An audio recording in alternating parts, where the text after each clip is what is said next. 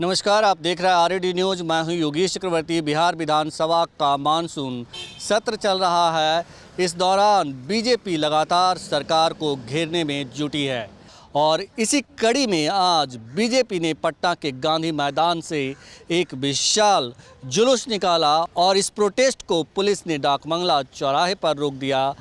लेकिन जो बीजेपी के कार्यकर्ता थे, नेता थे, वो आगे बढ़ना चाहते थे। उन्होंने पुलिस की बैरिकेड तोड़ने की कोशिश की और उसे तोड़कर आगे बढ़ने की कोशिश की। लिहाजा पुलिस ने जमकर लाठियां बरसाई, वाटर कैनन का इस्तेमाल किया और बताया जा रहा है कि आंसू गैस के गोले भी दागे गए। आप देख सकते हैं तस्वीरों में किस तरह पुलिस वाटर कैनन का इस्तेमाल कर रही है, आंसू गैस के गोले दाग रही है और साथ ही साथ लाठियां भी बरसा रही है। लेकिन जो जेडीयू और आरजेडी के नेता हैं, वे इसे कहीं से गलत नहीं ठहरा रहे। उनका कहना है कि डाकबंगला चौराहे के बाद धारा 144 लगा हुआ है और प्रशासन ने वही किया जो उसे करना चाहिए। सुनिए जेडीयू और आरजेडी नेताओं को इनका क्या कहना है। देखिए, किसी भी स्थिति में कोई भी कितना भी बड़ा हो, कानून व्यवस्था कोई भी हाथ में लेगा तो उस पर एडमिनिस्ट्रेशन कार्रवाई करती है। कोई नई घटना नहीं। पहले भी आप लोगों ने देखा होगा कितने सालों से ये प्रक्रिया चला आ रहा है कि अगर आप शांतिपूर्ण, अगर आप किसी प्रकार का आंदोलन करते हैं, सत्याग्रह करते हैं, तो कोई पुलिस तो पागल होती नहीं है, क्यों बरसाएगी।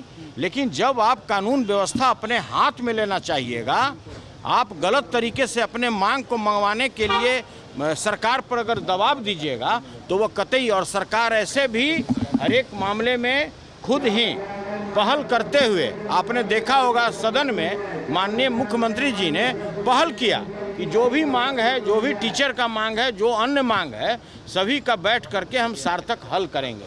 और वैसे परिस्थिति के बाद भी ज़बरदस्ती आप उसको उत्तेजित करिएगा, एडमिनिस्ट्रेशन को आप तोड़ फोड़ कीजिएगा, आप गलत तरीके से एजिटेशन कीजिएगा, तो पुलिस तो नियम संगत कार्रवाई करती है। कई सांसद विधायक घायल भी हो चुके हैं इस लाठीचार्ज।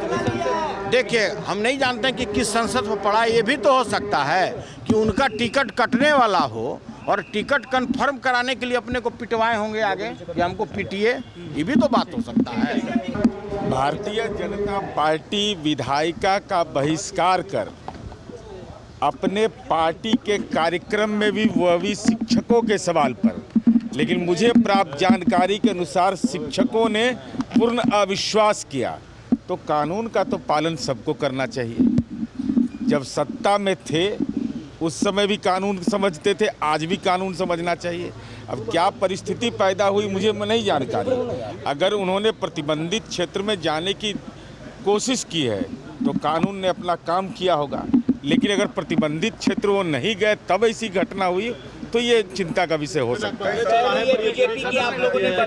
नहीं, डाकबंगला चौराहा के बाद तो प्रतिबंधित क्षेत्र है तो स्वाभाविक है भाई, कानून का पालन तो सब करिएगा ना।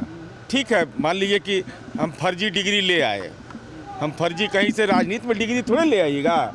फर्जी कैलिफोर्निया यूनिवर्सिटी से डिग्री ले आइए, पब्लिक यूनिवर्सिटी, वो अलग विषय हो सकता है।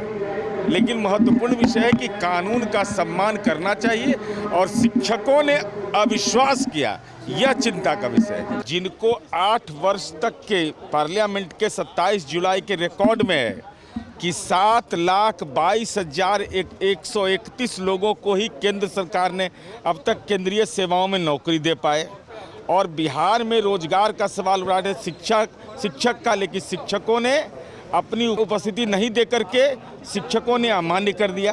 तो स्वाभाविक है, राजनीतिक कार्यक्रम था, विधायिका के प्रति सम्मान नहीं। यहाँ इन सवालों को उठाते ये रोड पर संघर्ष कर रहे थे। तो प्रतिबंधित क्षेत्र में जाना यह हमारी समझ से, जब सत्ता में भाजपा थी तब उसको अपराध मानती थी, आज उसको कैसे यह मान रही है कि देवत्व का गुण हम में आ गया है। तो अगर आपने अपराध यह किया है, अगर प्रतिबंधित क्षेत्र में गया तो कानून को अपना काम करना है। लेकिन शिक्षकों ने अविश्वास किया भाजपा पर, उस नारे पर भरोसा कर लिया कि सुशील मोदी जी ने कहा था भगवान भी आपको वेतनमान नहीं देंगे, तो शिक्षकों ने भी शामिल होने से इनकार कर दिया। लाठीचार्ज स्वाभाविक प्रक्रिया मानते हैं? भारतीय जनता पार्टी का पुराना फुटेज निकाल के देख लीजिए। जब सत्ता में थे तो ऐसे प्रदर्शन होते थे तो कहते थे कि भाई प्रतिबंधित क्षेत्र में नहीं जाना चाहिए।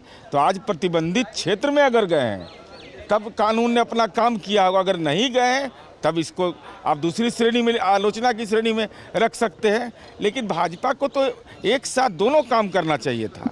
अपनी उपलब्धि भी हाथ में लिए रहते और आलोचना भी करते तो ज़्यादा बेहतर होता। भाजपा शुरुआत से ही कर रही है कि सरकार के इशारों पर इस तरह की कार्रवाई करवाई जाएगी। भाजपा क्या कहेगी न गृह मंत्री शाह जी के बारे में? अरे भाजपा का तो ये मजबूरी ना है भाई। लेकिन पगड़ी ठीक है ना, हिला उला नहीं ना। स्नान नहीं करने वाले एक राजनीतिक दल के प्रदेश अध्यक्ष है, वो स्नाने नहीं करते हैं। क्योंकि अस्थाई पगड़ी धारण कर लीजिएगा, लेकिन हमको प्राप्त जानकारी के अनुसार वो गमछा है, वो पगड़ी नहीं है। वह के लिए इस तरह की कार्रवाई करवाई है। पगड़ी तो सम्मान और शौर्य का प्रतीक होता है, साहस का प्रतीक होता है। पगड़ी किसी के अपमान के लिए नहीं होता है।